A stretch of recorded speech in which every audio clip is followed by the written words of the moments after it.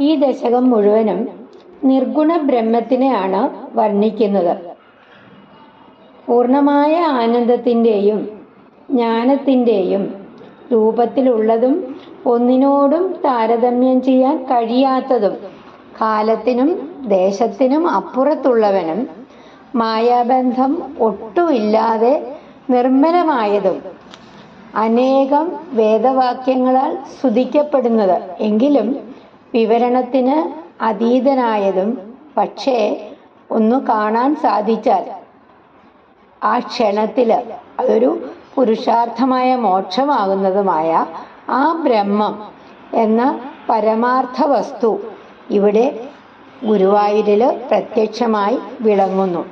ഇത് കാണാൻ സാധാരണ ജനങ്ങൾക്ക് സാധിക്കുന്നത് മഹാഭാഗ്യവും അനുഗ്രഹവും തന്നെയാണ്. ശ്രീഹരേ നമഃ.